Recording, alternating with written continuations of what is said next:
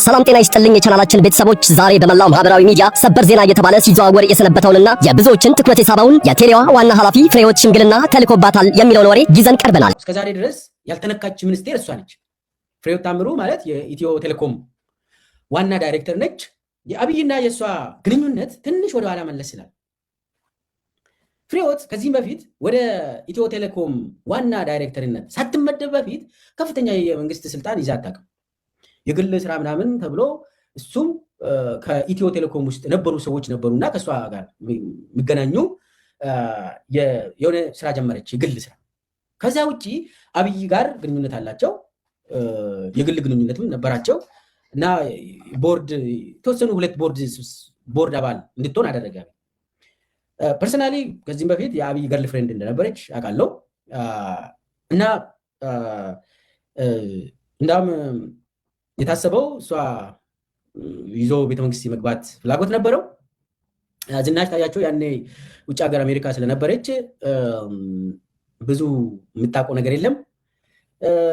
ግን መጨረሻ ላይ ወደ ሹመት ሲደርስ አብይ ዝናሽ ልጆቿን ይዛ በፍጥነት በቦሌ ስትመጣ አብይ አያውቅም። ልክ እንደመጣች የለማ መገርሳ ቤት ነው ያረፈች ከና ልጆቿ ዝናሽ እና ከዛ በኋላ ነው ዝናሽ መጣለች እና ናና ተቀበል ብሎ ለማ ለአብይ ነገረው። ደንግጦ አብይ ያኔ ነው እንትኑን የሰረዘው እንጂ የታሰበው ሌላ ነው። ይሄንን ያውቃል፣ ችግር የለውም። እንደዛ ያው የነበረ ጉዳይ ስለሆነ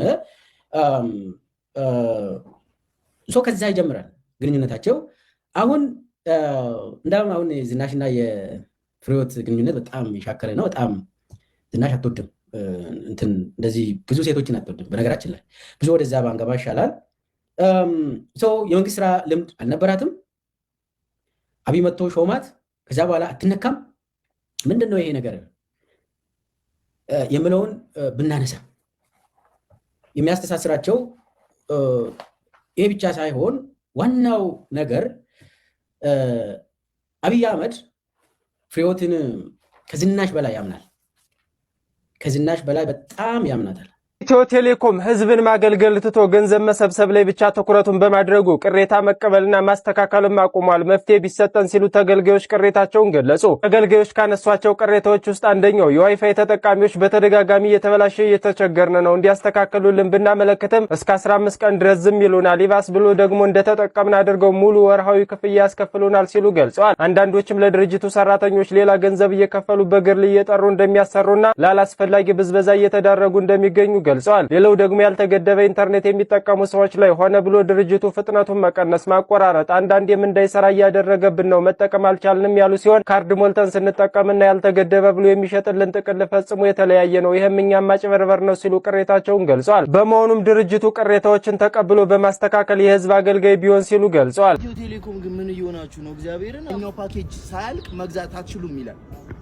ለምን ወይ በፍቃዳችን አይደል ድጋሚ አይደል ለመግዛት የምንፈልገው? መግዛት ከፈለግን ለምን እንድንገዛ ይፈቀድልናል? ወር 2 ወር እንኳን በስነ ስርዓት አልሞላችሁም እኮ እንደገና 2 ወር ሳይሆን እንደገና አዲሽናል ጭማሪ፣ ምክንያታዊ ያልሆነ ጭማሪ። ወይ አዩ ምን ሆነሽ ነው? እግዚአብሔርን ይሄ አሁን የማወራው ነገር በሙሉ ብሶት የወለደው ድምጽ ነው።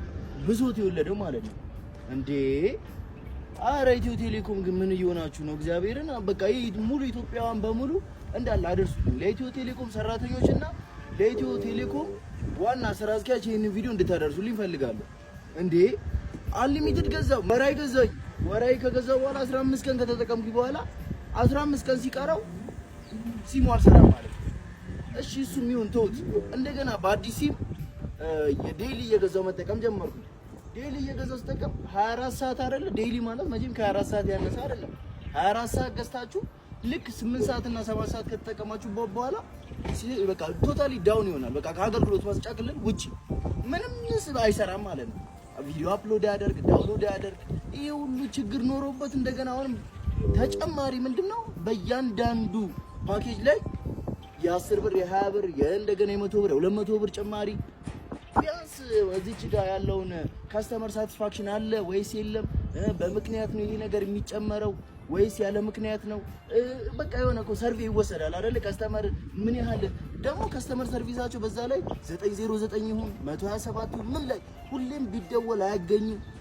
ፕላስ ደግሞ ፓኬጅ ገዝተን ተጠቅመን እንደገና መሀል ላይ ከ8 ሰዓት በኋላ አሁን እንግዲህ ብዙ ኢንተርኔት ተጠቀማለሁ እኔ ለምሳሌ በጣም ኤክሰስ የሆነ አጠቃቀም ነው የምጠቀመው እየተጠቀምኩኝ ከዛም በኋላ መሀል ላይ ተቋርጦብኝ እንደገና አዲስ ፓኬጅ መግዛት በመፈልግበት ሰዓት ምን ይሆናል ኤክስ ምልክት ያመጣል ቴሌብሩ ላይ ሌላም ነገር ያኛው ፓኬጅ ሳያልቅ መግዛት አትችሉም ይላል።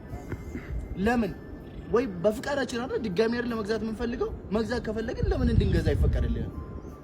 ይሄ ነገር በጣም እንደ ትልቅ ኢሹ ሆኖ ይሄንን የሚያክል ካምፓኒ ስም በጣም እያጎደፈ ያለ ነገር ነው። ፕላስ ደግሞ አሁን ገና ወር እኮ አልሆናችሁም አይደል ይሄንን ጭማሪ ካደረጋችሁ ወር 2 ወር እንኳን በስነ ስርዓት አልሞላችሁም እኮ እንደገና 2 ወር ሳይሆን እንደገና አዲሽናል ጭማሪ ምክንያታዊ ያልሆነ ጭማሪ ወይ ኢንተርኔቱን ፈጣን አድርጋችሁ ብትጨምሩ ኢትስ ኦኬ ግን ኢንተርኔቱ ያው ሆኖ ጭማሪ ብቻ ዝም ብሎ መጨመሩ በአመት 100% ማትረፍ ካለበት 200% ከዛ በላይም እየተረፈ ያለው ከስተመር ዝች ጋር እየተጎዳ ወይ ደግሞ የሆነ ማይሆን ስሜት እየገባ ነው።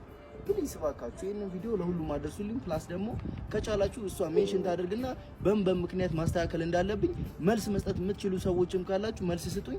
ኤክሰስ የሆነ ኢንተርኔት ተጠቃሚ ነኝ። ይሄ ነገር እንዲፈታልኝ እፈልጋለሁ እንደ አንድ ተጠቃሚ ማለት ነው። እኔ ማድረስ ስለከበደኝ ነው ይሄንን ቪዲዮ የቀረጽኩት። ሄጄ ኢትዮ ቴሌኮም በመናገርበት ሰዓት ይሄን ነገር እኮ እኛ አይደለንም የምናስተካክለው ምናምን ይሉኛል። ገብቷቸዋል። እዛች ጋር የተቀመጡ ሰራተኛ ናቸው እንጂ ችግር ፈቺ የሆኑ ሰዎች አይደሉም። እነዚህንም ጭምር ማስተካከል ይኖርባቸዋል ብዬ አስባለሁ። ለእኔ በጣም አዲስ ነው። ሚልኬሳ ሚደጋ ዶክተር ሚልኬሳ ሚደጋ በተደጋጋሚ የተለያዩ አይነት ነገሮችን ባለፈውም የአስቴር በዳኔ ፍቅረኛው ናት ብሎ ነበር። አሁን ደግሞ ፍሬህይወትን አለ። እንግዲህ እውነት ከሆነ አላቅም ምን እንጃ ሊሆን ይችላል። ማን ያውቃል? እሱ የሚያውቃቸው ነገሮች ሊኖሩ ይችላሉ በቅርበት ምናምን። ነገር ግን ለእኔ ይሄ አዲስ ነገር ነው። ይህን ሰምታችሁ ታውቃላችሁ? ከዚህ በፊት እኔ ሰምቼው አላቅም በበኩሌ በግሌ። ይሄ ለእኔ በጣም አዲስ ነው እና ጫፍ ጫፉን ያው ዝም ብለን ከዚህም ከዛም የአስቴር በዳኔ በጣም ገርሞኝ ነበር። የዚች አሁን የእሷን ደግሞ በትንተና የፍሬህይወት ዝም ብሎ ሲባል እንደዚህ በወሬ እንጂ ብዙ አልሰማሁም ነበር። እውነት ይሁን አይሁን አላቅም በበኩሌ። ግን እሱ ግን የራሱን አስተያየት ሰጥቷል እዚህ ጋር። እናንተ ምን ታስባላችሁ በዚህ ጉዳይ? እውነት ነው ይሄ ታሪክ ወይስ በራሱ በሐሳቡ ስሎት ነው? በቅርበት ስላለ ያውቅ ነበር ወይስ ከሌሎች ሰዎች ሰምቶ ነው ወይ በራሱ ፈጥሮት ነው? አይታወቅም። እንግዲህ እሱን እናንተ እንትን ትላላችሁ። ምናልባት የምትሰሙት መረጃ ያላችሁ ሰዎች ካላችሁ በኮሜንት ታሳውቁናላችሁ ማለት ነው። ምን ታስባላችሁ በዚህ ጉዳይ? በኮሜንት አሳውቁን እላለሁ። ቪዲዮን ላይክ አድርጉ፣ ሼር አድርጉ፣ ቻናሉን ሰብስክራይብ አድርጉ። ምክንያቱም እንዲህ አይነት ነገሮች እያቀረብን እንሄዳለን። የምንቃወመውን እንቃወማለን፣ ልክ የሆነውን ልክ ነው እንላለን፣ የምንሰማውን እንሰማለን። እንግዲህ እንዝናናለን። መዝናናት ያለብን ነገር ላይ ማወቅ ያለብን ላይ እናውቃለን፣ እንማማራለን ማለት ነው። እንደዛ ነው ሀሳባችን እና የእናንተ ድጋፍ ያስፈልገናል፣ ላይክ ያስፈልገናል፣ ሼር ያስፈልገናል። ኮሜንታችሁም አይዲያችሁም ሀሳባችሁም ያስፈልገናል ብዬ አስባለሁ። ድጋፍ መልካም ነው ብዬ አስባለሁ። ሰብስክራይብ አድርጉ ቻናሉንም። ያ ነው። እናመሰግናለን ስለተከታተላችሁን። ደህና ሁኑ።